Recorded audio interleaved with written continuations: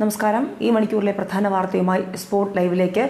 അയ്യപ്പ ജ്യോതിക്ക് പിന്നാലെ ഭക്തലക്ഷങ്ങൾ കാത്തിരിപ്പിലാണ് അയ്യപ്പ ഭക്ത സംഗമത്തിനായി.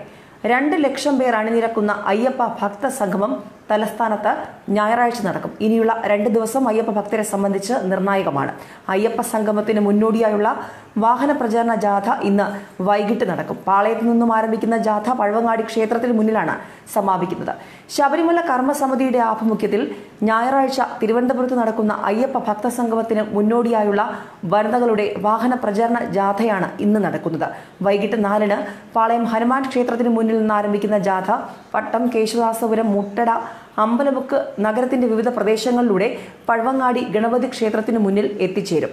500-ലധികം വനിതകൾ വാഹന പ്രചാരണ ജാഥയിൽ പങ്കെടുക്കുന്നുണ്ട്.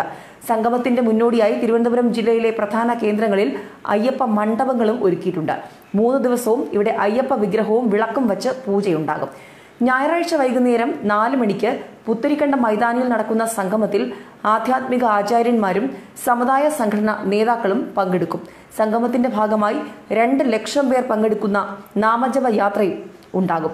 കോട്ടയം, പത്തനംതിട്ട, ആലപ്പുഴ, കൊല്ലം, തിരുവനന്തപുരം ജില്ലയിൽ നിന്നുള്ള വിശ്വാസികളാണ് സംഗമത്തിൽ പങ്കെടുക്കുന്നത്.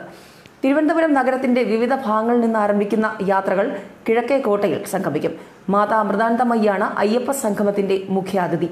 നിരവധി സാമൂഹിക സാംസ്കാരിക സംഘടനകൾ അയ്യപ്പ സംഗമത്തിന് പിന്തുണയുമായി എത്തിയിട്ടുണ്ടെന്നുള്ളതും ശ്രദ്ധേയമാണ്.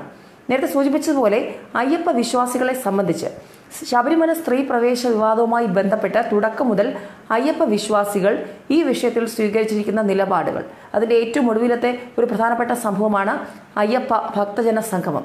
ആദ്യം നാമജപ ഘോഷയാത്രയിൽ തുടങ്ങിയ പ്രതിഷേധം, അതിനുശേഷം അയ്യപ്പ ജ്യോതി, ഏറ്റവും ഒടുവിൽ മകരവിളക്ക് ദിനത്തിൽ തിരുവനന്തപുരത്ത് BJPയുടെ സമരപന്തലടക്കം മകരവിളക്കുകൾ തെളിയിച്ചുകൊണ്ടുള്ള വിശ്വാസികളുടെ ആ ഒരു ഭക്തി നിർഭരമായ ചില പ്രവർത്തനങ്ങൾ, ഇതെല്ലാം വളരെ ചർച്ചയായിരുന്നു കേരളത്തിൽ. ഏറ്റവും ഒടുവിൽ അയ്യപ്പ ഭക്തജന സംഗമത്തിലൂടെ ലക്ഷക്കണക്കിന് വിശ്വാസികൾ അണിനിരക്കുന്നൊരു കാഴ്ച.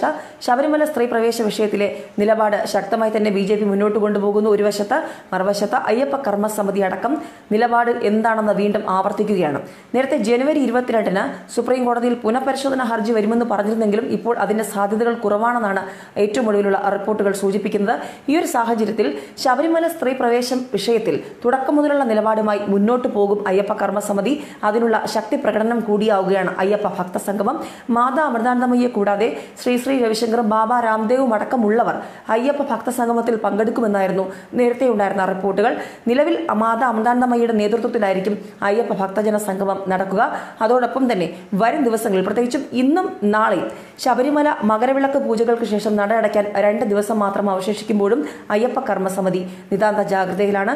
അവസാന ദിവസം, പ്രത്യേകിച്ചും ശനിയാഴ്ച അഭിഷേകത്തിന് മുൻപുള്ള സമയങ്ങളിൽ, മണിക്കൂറുകളിൽ യുവതികൾ എത്തുമെന്നുള്ള ചില അഭ്യൂഹങ്ങൾ മുൻകൂട്ടി കണ്ടുകൊണ്ട് കനത്ത ജാഗ്രതയിലാണ് അയ്യപ്പ കർമ്മസമിതി സന്നിധാനത്തുള്ളത്. ഏതായാലും അയ്യപ്പ ഭക്ത സംഗമത്തിലൂടെ വലിയ ശക്തി പ്രകടനമായിരിക്കും അയ്യപ്പ വിശ്വാസികൾ കേരളത്തിൽ നടത്തുക. ഏതായാലും കൂടുതൽ വാർത്തകളുമായി വീണ്ടും വരാം.